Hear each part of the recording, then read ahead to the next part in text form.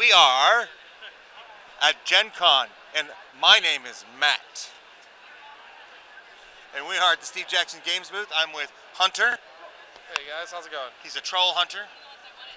He needs one of my shirts to save me. Wait. I'm a little big, sorry guys. He's taller than I am. And we're going to talk about all things Steve Jackson Games. Well, at least the big three. Oh yeah. And we're going to start with...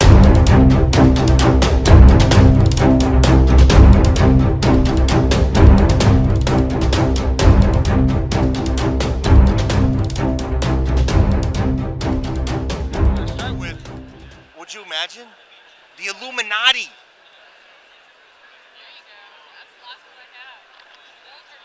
Yeah, this is Illuminati second edition. This is our symbol. I mean, it's one of the big games in our lineup. It's one of the most important games in our history. Well, when was the last time it was released?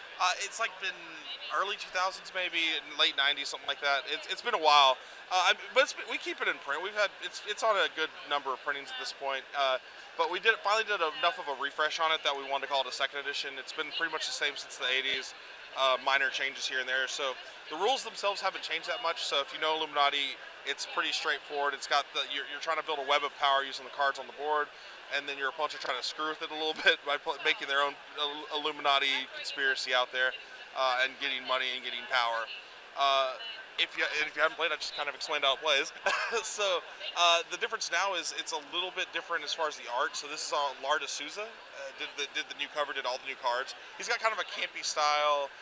It's a little bit more like almost retro inspired.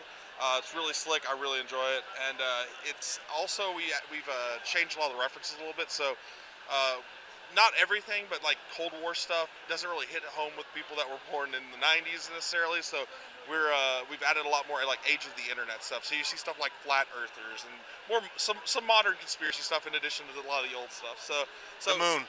Yeah, the moon landing. I think that might have actually been in the original one. Probably. I can't remember. But yeah, it's just you never know. The Cold War stuff might actually come back around, knowing the political climate nowadays. But for now, we're gonna update it. We got some new stuff, new references. If you haven't played Illuminati before, great time to get into it. Now this will be out in September. And who knows, if this does really well, maybe we could do some of the expansions here or new expansions. That'd be awesome. What's your favorite part of the Illuminati? I like the, so each of the each of the factions has their own card that goes along with it. And it's like a big faction card. It's not just like, wow. So it's a little reference on the back, which tells you like how to play. You know, it's a little cheat sheet, and they each have their own little goal. But it also has like an actual kind of history of the faction. There's a bunch of different ones in there, and they're actually well researched because Steve was really into, not necessarily into conspiracy theories, but into the Discordian stuff back in the day. So this is like, he actually researched this. It's pulled from those old texts and stuff like that. So the factions are kind of there's a lot of back history or backstory, kind of pseudo story behind them. It's really cool. All right, so we'll put that there temporarily. This is probably some really big news. Yes, fancy trip. So and look at the art. The art is great. Yeah, this is a prototype cover though. Yeah, this is just it's probably going to be similar to what it looks like, but yeah, this is just a mock. Well, I like the feel. Yeah, it's great. High quality paper, printer paper. So the fantasy trip is on Kickstarter now. This one's kind of an interesting one. For the people that like it, they know about. They probably already know what I'm going to say. For people that don't know anything about it, the fantasy trip was Steve's first RPG. It was pre-GURPS, pre all that stuff. Around the time like original D&D. This is his classic game. Period. Like he's wanted it back for a long time. The issue was it was with another company before Steve Jackson Games even existed, guys. That's how old this is. Oh, I didn't catch that at Origins. Wow. Yeah, this is before that even existed. This is when he was with another company. But when he broke off into his own thing, this was the one game that really he couldn't get back from the previous or from the people that held the rights at the time. So it's been 35, 40 years since that happened, and the rights finally came back up. He was able to get the rights back. Now he can make the game again. And the reason GURPS exists is because he didn't have the fantasy trip. He wanted to make that again. He just changed it up and did some new things with it. But this is the game that he made first. This is the one he wanted to get back. He's been wanting it for years and years and years. People asked us for it. Finally got it back. It's very fast playing. You can build a character in like less than 10 minutes. You can be playing, finish a combat in like 15 minutes. I've done it with Steve on camera. We've done it. It's a blast. There's Melee and Wizard, which are kind of like the two basic modules. You have if Melee is just get in there, fight with some swords, beat somebody up, and that's it. Wizards just get in there, shoot people with spells, beat somebody up, get out. So you can play those. That's great. They're very fast, very fun. And then you can build on that with the adventures. And a lot of stuff in here is the stuff from the original game. We're not like we're coming up with some new things here and there, but a lot of this is stuff that we're getting back. And he's tweaking it after 40 years of being able to reminisce and playtest on this stuff, and players' feedback over that time. We're able to say, okay, well, we can tweak this, minorly tweak this, but overall it's the same game you're going to remember, just kind of newer, updated components to it with that classic look. So you've got Death Test 2, which are like solitaire adventures you can do. You've got Tolankar's Lair, an adventure you can play with the stuff in there, with new maps and things of that nature. Just tons of cool things you can do with it. And fortunately, since we're Kickstarting, it's on Kickstarter now. And as we're funding, we're getting to add even more cool stuff to it. And hopefully we can get out to retail stores after that. Retailers are also backing on the Kickstarter. If they hit 4 million, I hear there's going to be a cruise. That is not true. It's not true. If we hit 4 million, it would be awesome. There would be something amazing happening. Yeah, it would be awesome. They'll buy out Hawaii for a day. Sure, yeah. No, they couldn't afford it for 4 million. No, not 4 million. But yeah, this is the Legacy Edition. So it'll have kind of like everything involved with it. But you can just get Wizard Melee, and those are like $30. It's 15 each. So really cheap, easy way of getting into role playing and then having a cool combat system. Even this isn't too bad. This is $60, and it gets you pretty much everything you need. Yeah, and all the stretch goals, right? Exactly. Yeah. So yeah, that'll be open for another 2.5-ish weeks. All right, cool. And then you might have heard if you watched me on Facebook.